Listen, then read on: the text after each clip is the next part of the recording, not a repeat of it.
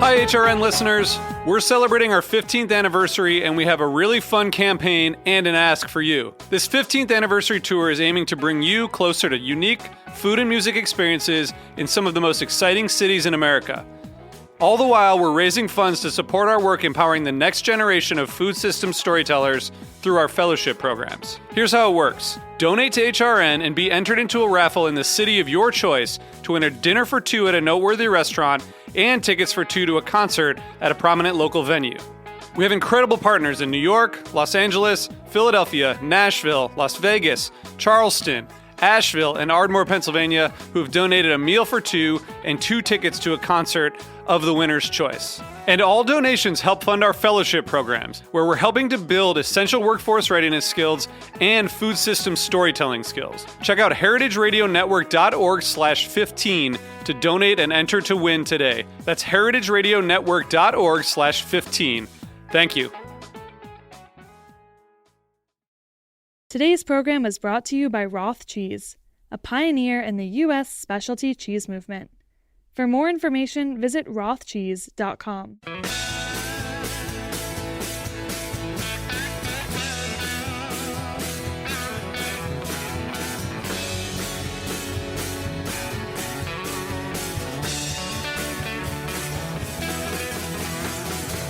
Hey, welcome to Beer Sessions Radio on Heritage Radio Network. It's Tuesday, January 11th, 2022. I can't believe it's 2022.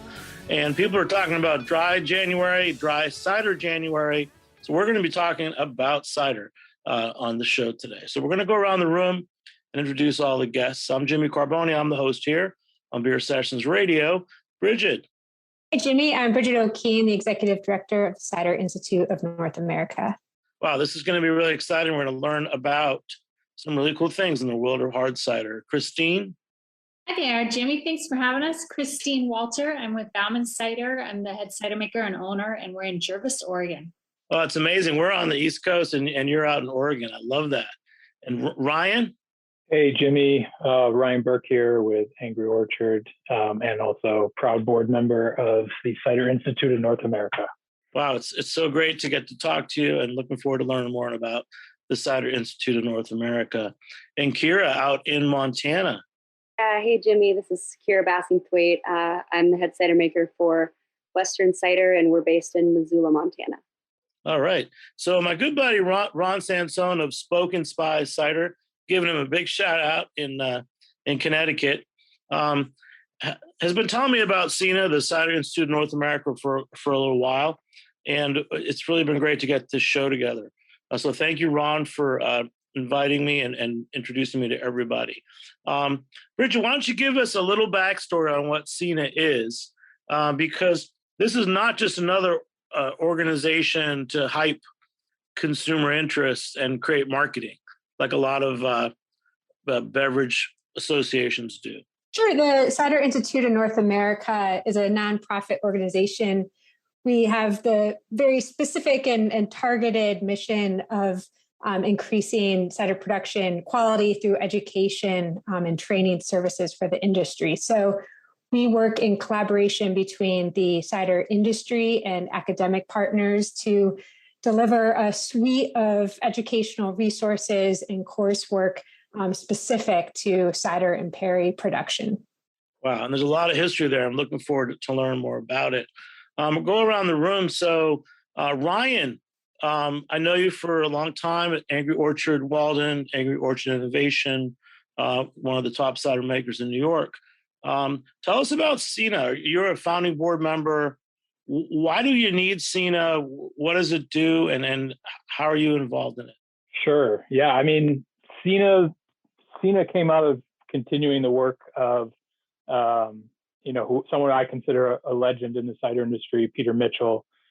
Peter's from the UK. He has a lifetime in cider and has been bringing over his science-based approach to cider making to the US for years. Before that, he'd been teaching it over in the UK, which he's continued to do. And so we got together, man, it's hard to remember the years these days, to be totally honest, 3-4 years ago. And decided that it was time to take the work that Peter's done and elevate it here in the U.S., expand the opportunity for cider makers to have access to the classes, and to bring a uniquely American viewpoint to the work that had been done. So really, before Peter started bringing his work over here, or access to his classes over here, there really wasn't a science-based approach for cider making available in the U.S. And so he's really spearheaded that. And for me, as a cider maker, I've found it to be invaluable over the years. I don't think it's an open book, and it's an opportunity to learn. And so there's so much to be known, and by no means is it the Bible, but it is a place to start when you take the level 1 CINA class, and it really gives cider makers access to such a well of information, and they can take that information and use it as they see fit. Some things may or may not fit. Some things might be more directed at a larger cider company versus a smaller cider company. It's a really nice overview of what you can do with very little and what you can do as you grow, how to manage quality throughout. And I think that's the key to what CINA is about, is bringing a perspective of let's elevate cider, based on making a fantastic beverage. And CINA gives you the tools to do that. So, every cider maker that has worked for me over the years has gone through the classes. I, of course, have gone through the classes. I continue to be active on the board with the team that's on the call here. I just try to bring my perspective to what we're trying to push forward. And with my position at Angry Orchard, I'm lucky to get the opportunity to see the world of cider, all around the world. It's been a really amazing ride. And so I try to bring and share that with the team so we can create classes that are meaningful to the cider industry.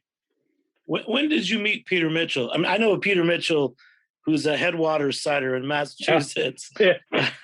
Different Peter Mitchell altogether, although that's a great Peter Mitchell too. This is my 11th cider season, professional. I've probably met Peter 7 seasons ago or so, when I initially took a class. And then, before Angry Orchard, I was at Virtue Cider for many years, a founding cider maker there. And so sometime in that space, I connected with Peter. And then, when I left and I came on to Angry Orchard, we started the CINA discussion. Yeah. Hey, let's go to Kira. So Kira, you've been a student of some of the CINA classes. Yeah. Why is professional cider education important to you? Yeah, that's a great question. I came from a food background. I went to culinary school and then was in the whiskey world for a number of years, and kind of got thrown into the cider world then. And I found myself with a good foundation of flavor profiles and a curiosity for the subject, of course, but having that foundation, of what is happening when cider is fermenting. The equipment in a cidery is very different from that of a distillery. And it was all sort of a blank slate for me. And I had a lot of learning to do right off the bat. And so as soon as I could get into that foundation course, I did. And it was about, 1 month before I started full time as the head cider maker for Western Cider. And it was a perfect introduction into what I needed to start looking at. I had a lot to learn at that point, and just having that starting point was incredibly helpful for me for that foundation course. And then I took a few more as the years have gone on. Wow. And Western Cider, that's in, where, Missoula? Yeah, Missoula, Montana. And Christine, let's talk about your story of taking the class and how it shaped your career. Sure. So in 2015, I was just kind of dabbling in home cider making. And having grown up on a farm, we grew apples. We've always pressed apple juice. And it's part of my fall tradition, like since I was a small kid. And so I'd kind of been thinking, seeing apple cider, hard cider out in the market and thinking, gosh, why aren't we doing that with our apples? It didn't make any sense. And so I, started to poke into it with curiosity, and I talked to some cider makers, and every cider maker I talked to said, you've got to take what was then called the Peter Mitchell class that now, of course, has evolved. And everybody said, you got to take the Peter Mitchell class. And I did it. I just plunged right in, and it was December of 2015. And I went up to, he was offering it in Washington, Northern Washington. And I went up for a week and I took the full thing and the sensory evaluation and the science class. And I just fell in love. I loved every bit of it. My background is in biochemistry. That's what my degree is in. And never had I imagined that biochemistry would be so much fun as it is in cider making. And so that was it. I took it in 2015. I started my company and started selling cider in 2016, and right on the farm, and right where we grow the apples. So you have a great identity. It looks like you've been there forever making cider. Yeah, I didn't know. My family was like, oh, that's a fad. Nobody's going to drink cider. That's just a thing, like Zima. And so it took some real work. And one day my dad said, hey, you know what? I bet the barrels are still in the barn from when great grandpa Stephen used to make cider. And I was like, what? How was this not part of our family story? Why didn't I know that? And it was crazy how, growing up, I never knew. And had somebody continued that, then it would have been part of my story from the beginning. My great grandmother homesteaded the farm in Oregon in 1895 with their two sons, and they planted the orchard then. And we've been growing apples there ever since. I'm now the fifth generation growing there. And gosh, it's beautiful to be back. I haven't always been on the farm, and now I'm back, and it feels great. Wow. And was there an era, what was going on the farm when you were a kid? Was it you pick apples, or what was going on? So yes, we had apple. I mean, it's a big farm and a big family. So we have a lot of things going on. We have orchards, apples and nuts and plums and pears, and then we have lots of vegetable crops and seed crops. My grandpa actually fell in love with kiwis on a visit to Australia or New Zealand back in, oh my gosh, it would have been the 70s, and planted one of the first commercial kiwi groves in the US. And so we have a big an acre of kiwi and tons of cane berries and strawberries and blueberries. So I want to say we have like close to 30 varieties of cane berries. And then we have a fresh fruit market, like a farm stand. And farm stand sounds super quaint, but it's actually pretty big. Like we employ 100 people there much of the year. And we sell all the fruits and vegetables that we can grow right there on the farm. Right. And then what was it about Cena that just kind of clicked for you? Yeah. So I'm a giant nerd. And so, taking that class just felt like home to me. The science piece of making cider it makes perfect sense. And so when I got to know Cena and in its continuing iteration, following up on Peter Mitchell's work and taking that to a whole new level now in the US, it's just intrigued me very much. And I love learning and I love teaching. And so the opportunity to be on the board has been really cool for me. And I love thinking that we're shaping the experience of both cider makers and cider drinkers, and doing a little more outreach. Like there's a lot of growth to be had in the industry in terms of education of the drinkers of cider. And that's a huge opportunity for us as a board to kind of tap into that piece of it. No, that's a huge one, and we're going to get to that. I'm going to go back to Ryan because I know he has to leave sooner than the others.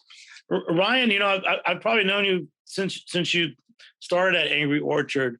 I know you worked at Virtue Cider. What were the holes in your cider maker education, you know, back then that you feel that Cena can fill in for cider makers now? Sure. Yeah, I think others touched on this. You know, cider for a long time has been kind of lumped in with everything else. That continues to happen. You know, it's its own thing. It has its own challenges. It has its own opportunities, and by that I mean, you know, yeast, for instance, acts a certain way in cider. It may not act that way in, say, wine, and certainly not in beer. And so a lot of the available material before all this was rooted in these other industries. And as we've grown as an industry, not just in the U.S. but globally, there's demand for there's a demand for quality cider, and that necessitates quality cider makers. And so for me, you know, I got into this industry, you know, without really any formal education that could be attributed to cider making. I had gone to Siebel Institute, but that was all about brewing, and that's because that's what was available to me. So I took the brewing education class at Siebel. I was living in Chicago at the time. There wasn't anything else to do, and so I think, you know, I brought my own. You know, back in the earlier days of Virtue, I brought my own interpretation of what cider was. I took bits and pieces of information I got from Siebel or, you know, from a yeast rep, you know, what I might have read in some, you know, an Andrew Lee book from the UK, which is a great book, by the way, but certainly, you know, geared to really small home fermentation, although still very useful. Ryan, what's the name of the author? Andrew Lee. The UK scientist, author. The name of the book, it's probably just Cider Making. I don't remember off the top of my head, but it's Andrew Lee, L-E-A. L-E-A, L-E-E? I can't remember. Anyway, Andrew Lee's cider book. It's ubiquitous. It's out there. A great resource. And so there just really wasn't a lot to like build, say, a quality program around cider production. There really wasn't. You know, outside of the Peter Mitchell course. So it did exist. It was there. You just had to get to it. You had to find it. It wasn't being offered in Michigan at that time. You had to go to New York to do it. And so I think I think ultimately what it's all about is giving confidence to cider makers and making the information available to them, showing people what they can do with it. And then it's up to them to take it to where they want to go. And that's really important to me as a cider maker. The more I know, the more risks I can take. That's the way I always think about what we do with Cena for my own use, for my own cider making. It's like, okay, the more I know about how I might screw this up, the more I can like make it my own. The more I can make it my own style, the more I can like define my cider making. And so I think that's what's really important is to fill in these basics. Because you may be, you know, an upstart cider maker, one person, and you still may want to, and probably should still want to, you know, understand the science of quality. And so, you know, this at a really reasonable rate, and an opportunity to meet people in the cider industry, right? We're this place where you can make cider anywhere in the country now. You can get apple juice brought to you, or however you choose to make cider. There's cider being made everywhere, right? So just the opportunity to gather, to get together and to meet people in the industry, and begin to build relationships and become a part of a community of people that are trying to push things forward. You know, I think that's the big open space that we can fill with Cena. Yeah. So earlier when I was talking to Ron Sansone, who's my buddy, I was just thinking just how much, to me, the cider world is still very small, but it's also very authentic. And I don't know if anybody wants to say just what being in the hard cider world means, because I'm in hospitality, food, beverage. Half the media is talking about hard seltzers and canned cocktails, and we know the marketing budget that spirits and liquor companies have.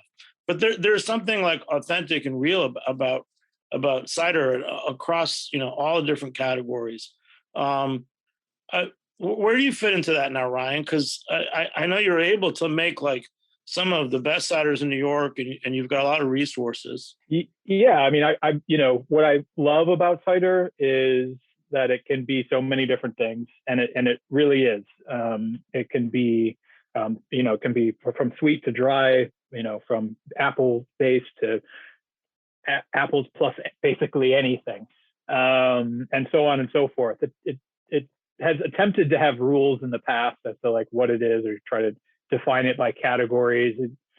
That seems to be kind of hard to contain it, which is great. I think that's part of the fun and excitement. And you also have historical styles of cider making from all around the world that people are trying to replicate. In fact, have entire businesses based on some old world styles, which I think is really interesting and fun. And so I think for me to connect authentically, as you say, is about place. And so what drives my interest, are apples and where they come from, how they're grown, and how that ultimately shows up in what I do. And the more I know, the more I could pivot around in that statement. Because we certainly make, cider on the largest scale in the U.S., and then we make it also on the smallest scale in the U.S. and everything in between. But at all times, and no matter what, where that fruit is coming from, who's growing it, what it looks like on a given year, that's what's interesting and keeps me coming back year on year to cider. Is how can I manipulate that either to hit targets that satisfy a drinker need of having something that's the same every time they open it, or not, and doing something totally native, wild, defined only by the season, with minimal to no intervention in the fermentation. And so, once again, the more I know, the more I can, navigate that and create something that, I put forward, that I put my name on, that I put my company's name on, that I can stand behind and I'm proud of. Yeah.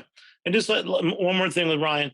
So like for me, on the East Coast, when I think about cider, think about the traditions, you think of, Spain and Asturias and parts of France and England. But where do you see where like American cider is going? Because I feel that it's its own thing. Yes. A question I wish I had the answer to. I think, there's a lot of people trying to answer that question. I don't think we're going to get there for a while, which is another thing that kind of, brings me back and keeps me interested. The last time I talked to you, Jimmy, we were on a call with Dan Pucci and Craig Cavallo with their book American Cider. If listeners want to get at least a deep understanding of where cider is today and where it's been a bit in the U.S. and where it's going, it's a great book, American Cider. I think that I used to think that it was going to be all about traditional bittersweet, high tannic cider apples, and that was the way. And I still believe in those apples, and I use them. And the orchard at Angry Orchard's orchard is full of that fruit. We use it across all of our brands. It's still really meaningful, but it seems to not really be the story that people are getting excited about.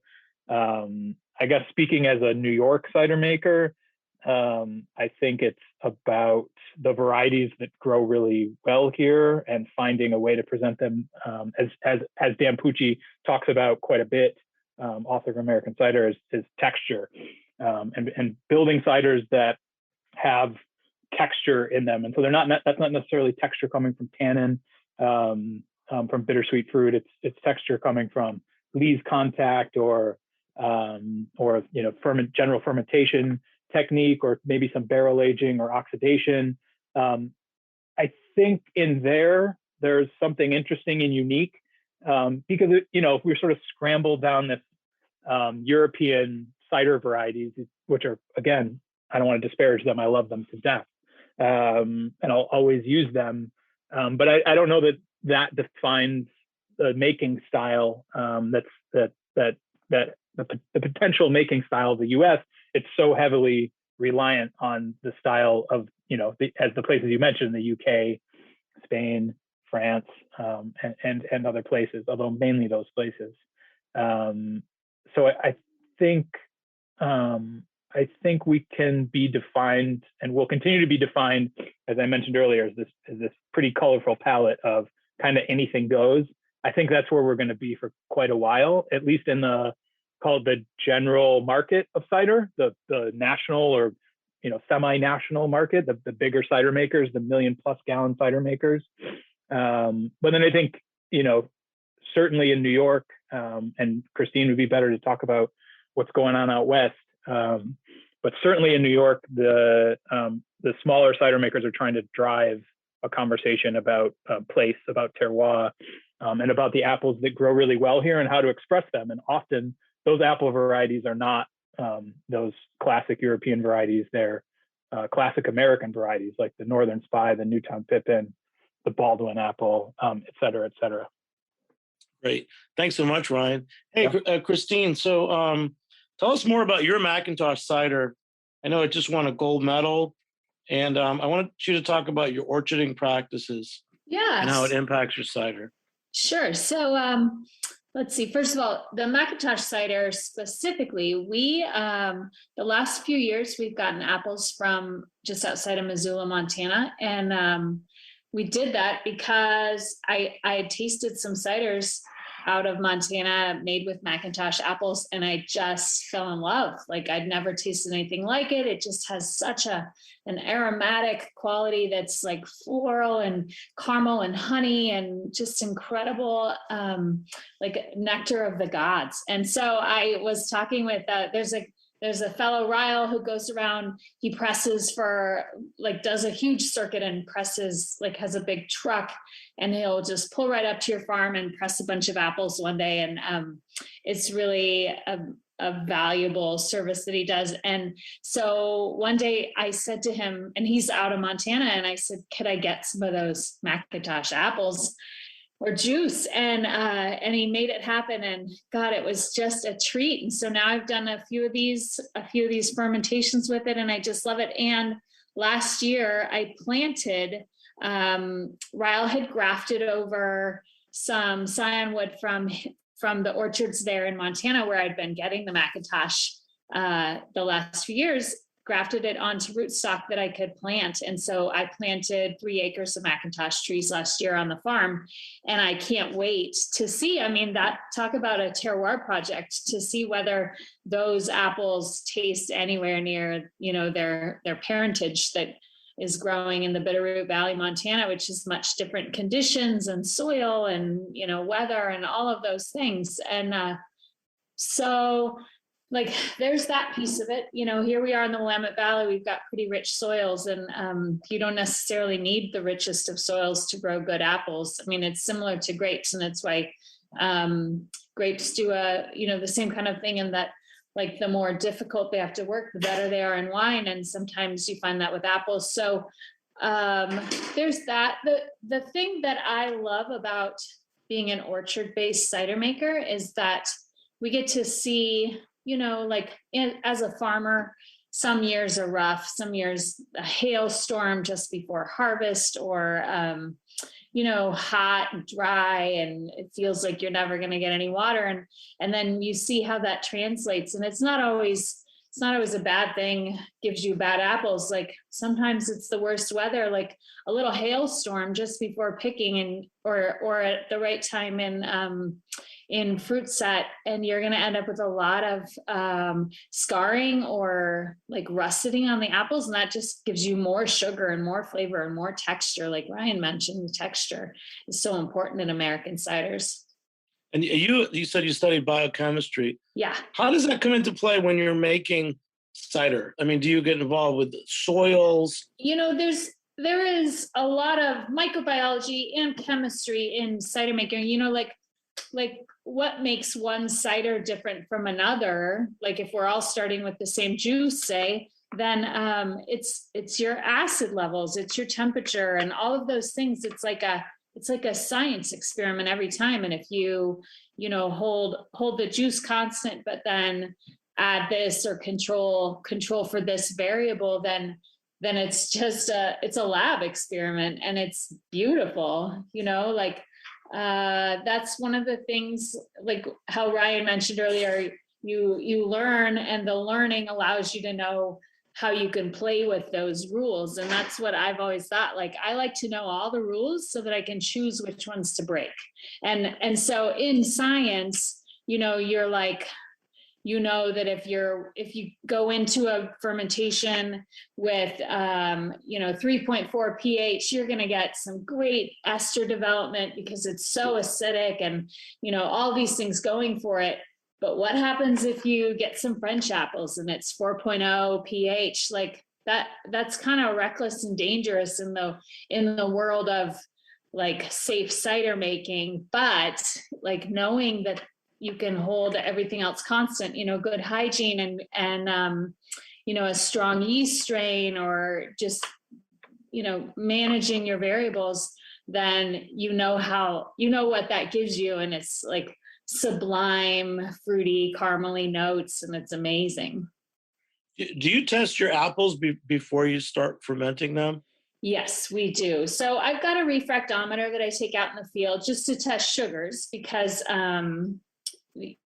more sugars are better. And so the longer we can wait before they drop and get those sugars developing, then the better, for the most part. And so we test that. I'll take some pH strips out sometime. We'll do an iodine test in the field sometimes to see if we have full starch conversion in the apples, just because it's better on our press. We get better yield in the juice if all the starches are converted.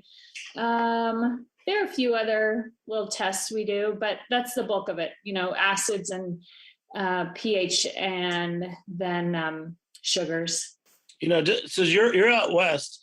Yeah. On a separate question, your bottles, it looks like there's different types of cans and bottles and styles of presentation. How did you set on the bottles that you sell your product in? Well, that's a funny question right now, Jimmy, because you got to look at your Instagram. That's what I did today. Well, so we kind of set out with this aesthetic of like a, very old timey farm, like you would have found 100 years ago, that kind of look. And there's a picture of my great grandpa on all the bottles that is him in his Sunday overalls going to a picnic down on the Pudding River. And I love that aesthetic. I love that old timey kind of look about it. And with regard to the bottles, like we found this bottle that we loved, and then a year and a half ago, we've been unable to get them because of supply chain issues of late. And now we are desperately taking any bottle we can find and filling it with cider, just because it's so hard to find bottles right now. And today we had a big bottling run planned, and we had this substitute bottle that was supposed to fit the bottling line, and it didn't. And so we are just scrambling. When I left the farm today to come home and do this, I was like, oh, I can't even deal with it anymore. We're gonna come out of today bottling with like 5 different bottle shapes, and it's just like, well, it's just a sign of the time. So much for an authentic aesthetic to our brand. But yeah, and there'll be critics criticizing how one bottle pours and the other one doesn't pour so well. Hey, well, we're going to take a short break. We're back in a few minutes here on Beer Sessions Radio. All right. Today's program is brought to you by Roth Cheese. a pioneer in the U.S. specialty cheese movement. Roth has made specialty cheese in the rolling hills of Wisconsin for more than 30 years. With strong Swiss heritage, Roth is best known for its award-winning Alpine-style Grand Cru cheeses. Fresh Wisconsin milk, combined with expertise in affinage, is how Roth creates high-quality, great-tasting cheese year after year. In 2016, hard work paid off when out of over 2,000 contenders, Roth Grand Cru Surchoix was named World Champion at the World Cheese Championship. For more information, visit rothcheese.com. Hey, welcome back to Beer Sessions Radio on Heritage Radio Network. Support us and become a member at heritageradionetwork.org. So, Kira, out in Missoula, Montana, say who you are again, because I'm sorry we missed you because Ryan was going to. Oh, no problem. Where are you working? I'm working at Western Cider in Missoula, Montana. Wow. So we were talking earlier about the program at the Cider Institute, CINA. What are your goals as you grow in the industry? And then also, how does this compare with your past experiences in distilling? So you've got quite a story. Yeah. Well, I would say with my experience with CINA, just kind of as I mentioned, it's coming from a background of, the food and beverage world, but there's such a big spectrum there. Coming into cider, I didn't have the foundation that I do now, and CINA is definitely a big part of that, and I'm thankful for them. I imagine a lot of cider makers in the past years, everybody has to go through that sort of troubleshooting and, actually hands-on experience. No schooling could prepare you for every single example, every single problem or situation you might run into.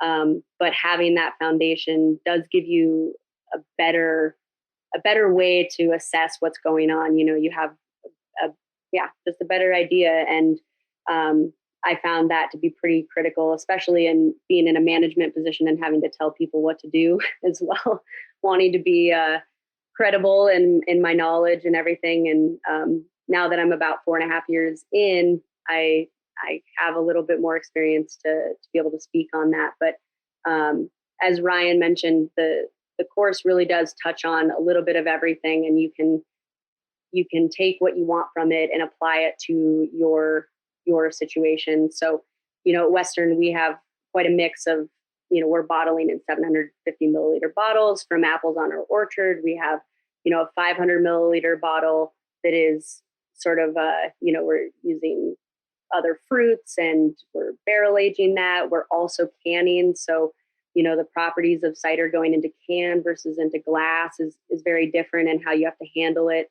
And lots of different equipment, filtration techniques, everything. So CINA does such a nice job of giving you the groundwork to start building on. And in contrast to my experience in the distilling world, I didn't have much training at that place.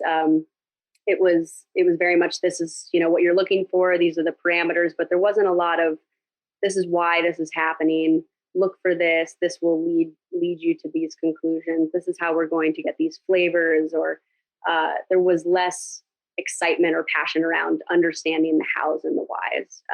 And I really resonate with, as everybody here has been talking about, kind of understanding as much as possible so that you can make good decisions and the decisions that you want. And when things don't turn out a particular way that you expected, being able to reference your record keeping in your notes to then say, well, why might that have been the case? And so as far as distilling, I was on the distilling side of it. I wasn't on the fermentation side of that production. And so it was a brand new territory getting into fermentation in and of itself, and seeing just how cider falls in this funny mix between beer and wine, where it's a fruit ferment and there's a lot of similarities. And as Ryan mentioned, a lot of resources come from the wine world. But then our customers and the people enjoying cider more and more are oftentimes coming at it from a beer perspective. It's in a can, it's carbonated, and they're used to seeing it like that, but it's obviously not based from grain, and there's so many differences. So yeah, I think that my feeling on my distilling experience was that since being in cider, I realized just how little I knew about distilling. I knew how to make sure I was not getting the bad alcohols into the final product, and but I wasn't sure about all the compounds involved and flavor development and maturation in the barrels and these sorts of things. So I feel like my experience in the cider world is much more conducive to a thorough experience and understanding of the product.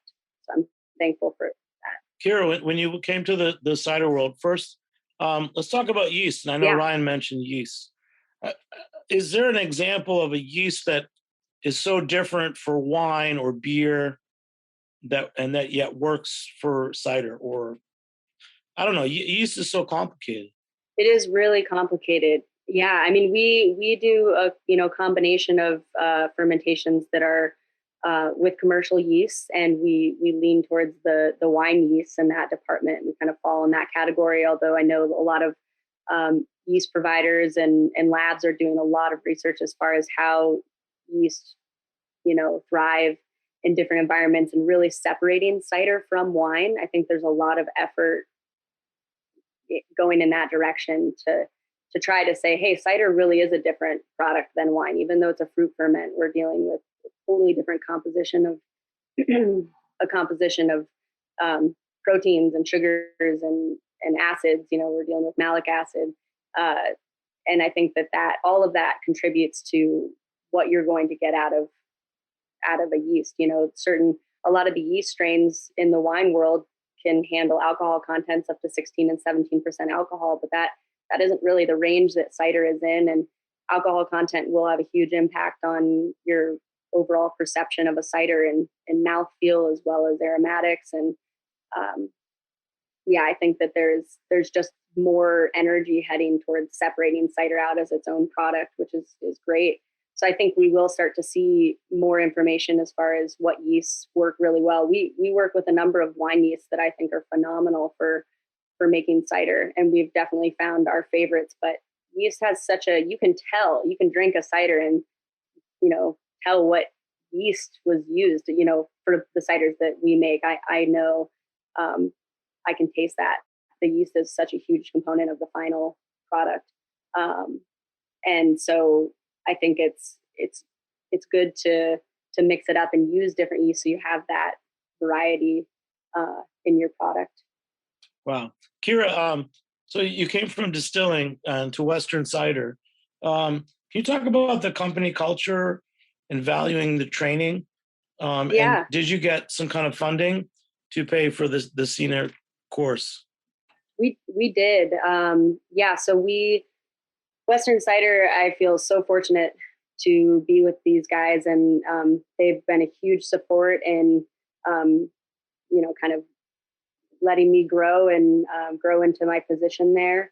And I definitely voiced that I wanted some professional training because I felt I needed that to be able to make good decisions. And they were supportive of that. And Montana Department of Labor and Department of Agriculture has a lot of funding associated with those departments. And so we were able to get, I'm trying to remember the exact name. I think it was the Incumbent Worker Training Program, which was a part of the Department of Labor. We had a grant through them, and they were able to use that to send me to a few different of the SENA classes, as well as a few other employees at Western were able to go to New York for a sensory analysis training as well. So we sent our front of house manager and our sales manager, and then two of the owners out to do that training. Montana sounds like a special place. I know that Montana State University has a national like a barley study program for malt. They do. I didn't think about Montana and this kind of value added agriculture. Yeah, as far as apples or as far as the grain? Apples, malt, everything. Yeah. I didn't. Yeah, we are definitely a grain state by volume. Eastern Montana grows an incredible amount of wheat and barley. And the distillery I worked at actually we had our own farm, and we were growing our rye and wheat. We were sourcing barley from Montana, but Malt Europe has headquarters in Great Falls, Montana. So a lot of grain is malted there. So we have a ton of breweries, and distilleries are popping up left and right as well. But we do have a couple areas in Montana that are sort of these microclimates for apples and other fruit. The Bitterroot Valley, as well as the Flathead Valley, Flathead Valley is known for just incredible cherries. The Flathead cherry is famous around here and gets shipped all over the world. And as Christine was mentioning, the Macintosh apples, we use probably some of the same juice that she used for her Macintosh cider as well. Just I think in 2019 we had Macintosh from 6 different orchards, and I did single varietal orchard specific Macintosh. We did 6 different Macintosh ciders. Everything about them was the same, other than the Macintosh apples coming from each individual orchard, and the spectrum of that cider was unbelievable. Just to taste that, and these orchards aren't even that far away from each other. So talking about terroir and speaking to a place, I think Montana's dry climate, but just sort of our weather patterns. We have really long summer days. Will be light until after 10 o'clock at night in June, and in the winter, therefore, we have very dark days. But those hot, long summer days allow for really amazing sugar content, and we can grow really good apples. It's kind of a surprising thing to think about, but wow. Hey, back to the science. So I know that the American Cider Association likes to call this dry cider January. I like that too. What is dry cider? Like, I mean, do you measure it and the residual sugar? And is that a style that you're making? Yeah. So dry cider would be, low to zero residual sugar in your final product, and it's definitely a style that's out there and trending for certain drinkers. It is tough, I think, with cider to have a balanced cider that is completely dry. It depends on the apples that were used for that cider, but when you think about the acidity level, sometimes ciders are just kind of screaming for a little bit of sweetness, to have that be a balanced profile. But there's just, everybody has a different preference. So I think that there's definitely a clientele and lots of people that want, something that is low sugar, that they can enjoy. And so we do a lot of drier ciders.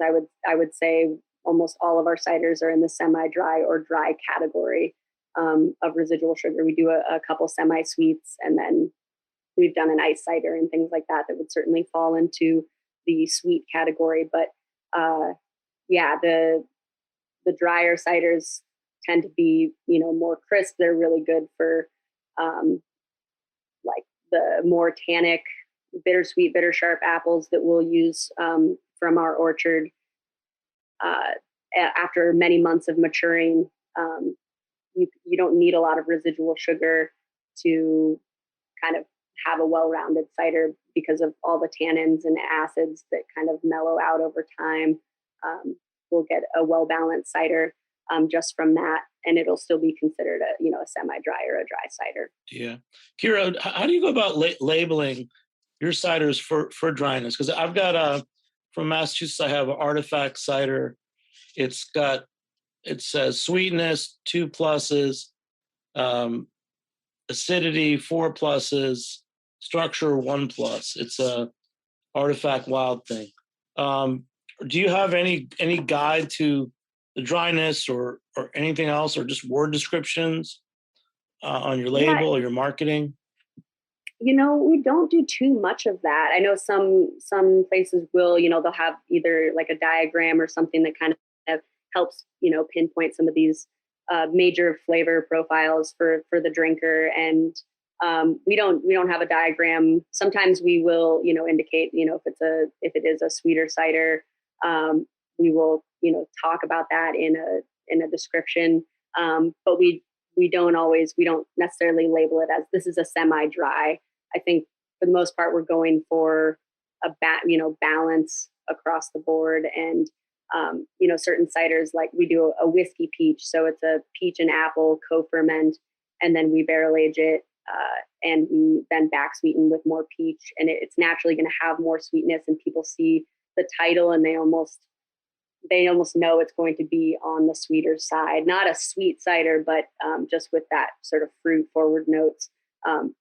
It's kind of what people would expect. So as far as our labeling, we kind of say we go for balance more than necessarily identifying it on our label as a sweet or a semi-sweet, semi-dry. Yeah.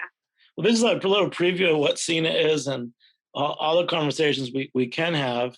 Let's go back to Christine for one last question. What's your vision of Cena as a board member? So you're a board member now, and what you see as the future of the cider industry, in particular in cider education, because I feel like we're just getting started. Yeah, that's great questions, Jimmy. We are just getting started. We've got a lot of ground to take back. Like back in the 1700s, cider made up like close to 50 or 60% of the alcohol consumed was cider. And of course now it's, I want to say closer to 5%, 3 to 5% last time I looked at data. And so we've got some work to do in educating drinkers. And so a multi-pronged approach with the big emphasis being to make cider makers that know how to make great ciders. And then that makes it a lot easier for us to educate the public on why to drink cider and what makes cider so great. So as a board member and kind of the discussions we have around curriculum, certainly we'll continue to teach the foundation class and to make sure that all new cider makers entering the market, whether they've come or entering the industry, whether they've come from a different beverage industry, they were a brewer, they were a winemaker, and they want to, take this leap or whether they're just, young kids out of school, not young kids, like over 21, but like younger and wanting to start a career in the industry, like giving them the foundation to make safe, wonderful cider is great. But how do we reach people that maybe are curious, like not even thinking that they wanted to be a cider maker, but even like we've talked about an initiative to educate home brewers and home cider makers more, and to reach out to them and say, do you want to be a better cider maker? And I know when I took the foundations class, I'd been dabbling on my own at home, and I took the class and literally sat there in class as I'm learning all of these ways to control fermentation and to make your fermentation so much better. I thought to myself, I'm going to go home and throw away everything I've made up until now, because I knew that what I had learned in that foundations class changed everything in my approach. Sometimes as a home brewer, home cider maker, you get lucky and you just nail it.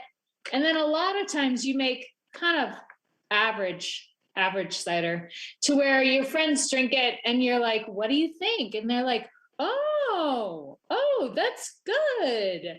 But it's not great. It's just free and they're your friends. And so they're drinking it. But there's a lot of polishing to be done, a lot of skills to be built. And so that's one of our focus points in kind of like building curriculum is doing outreach to home brewers and home cider makers and kind of turning them into kind of, an army of cider lovers, aficionados, educated people. And then also just, there's been a big, not by Cena, but by the American Cider Association, they teach a program that is like a certified sommelier or cider professional, where we're teaching people in the service industry about cider so that they know how to pour cider.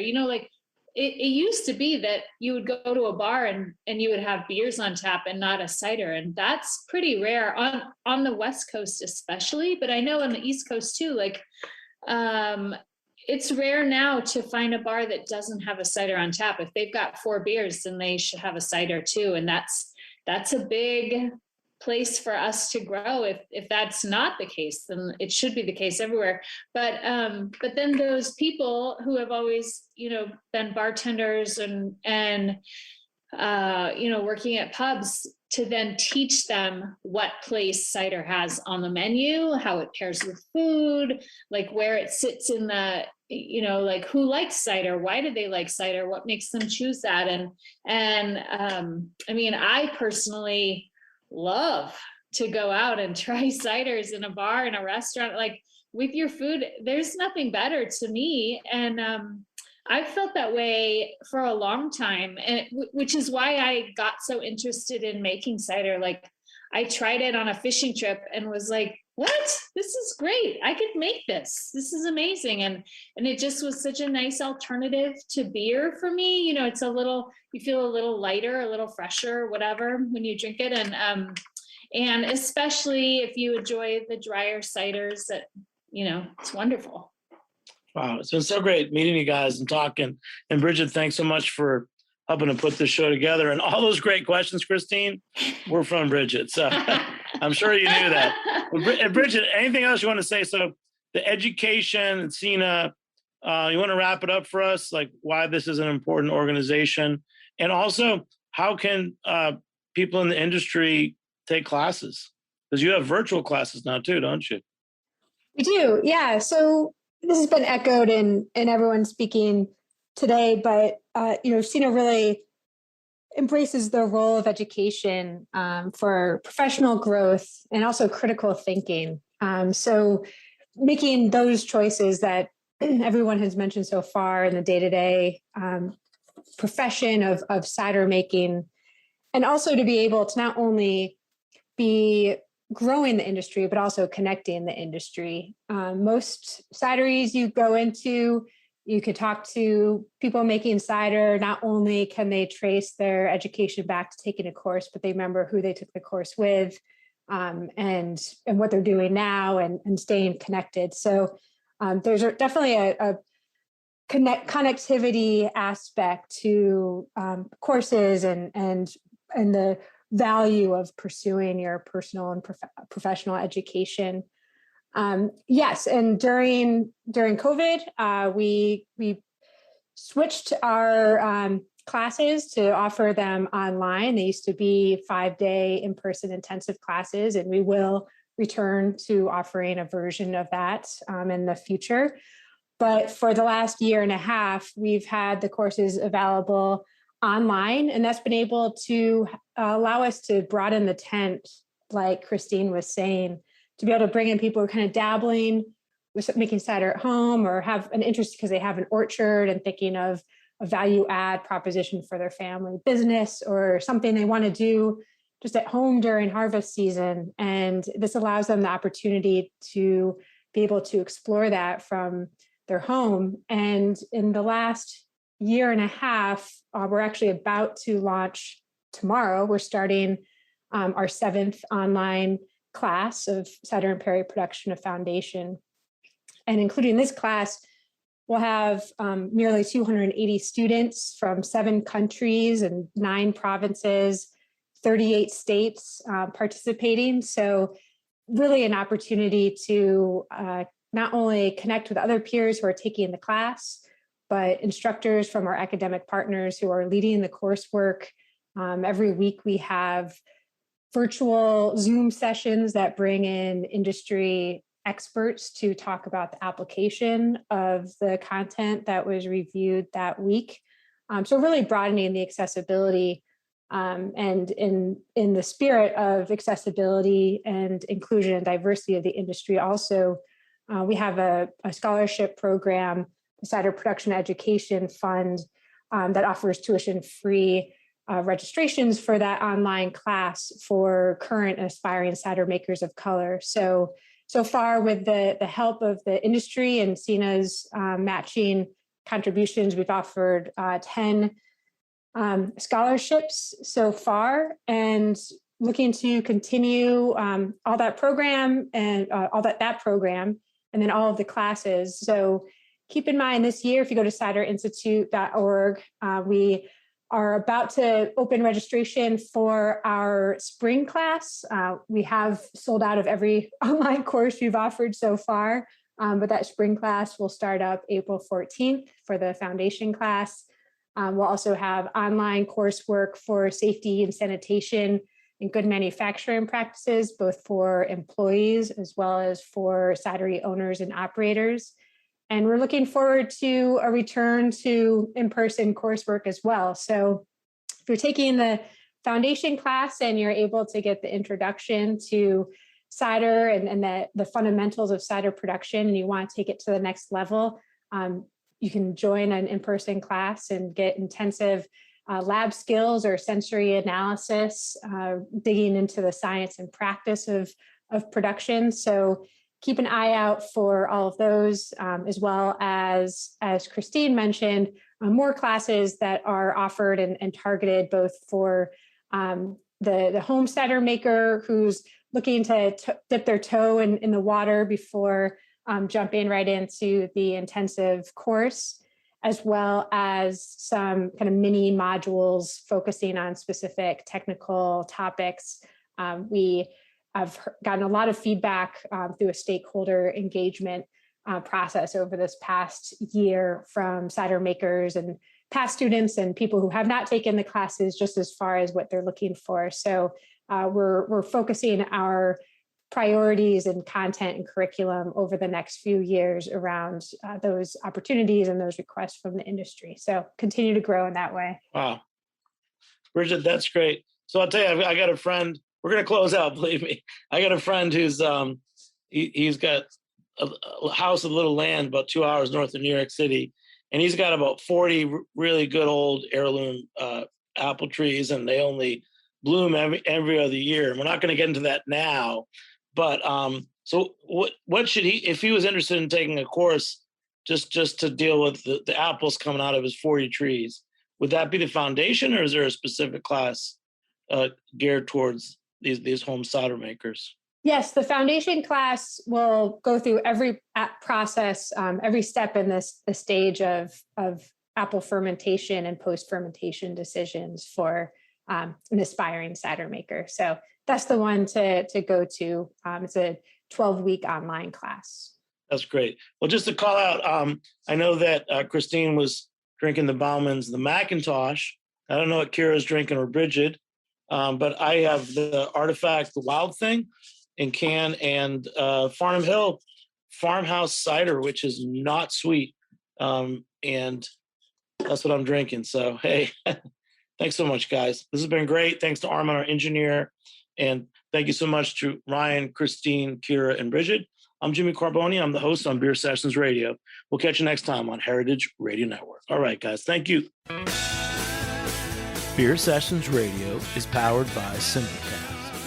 Thanks for listening to Heritage Radio Network, food radio supported by you.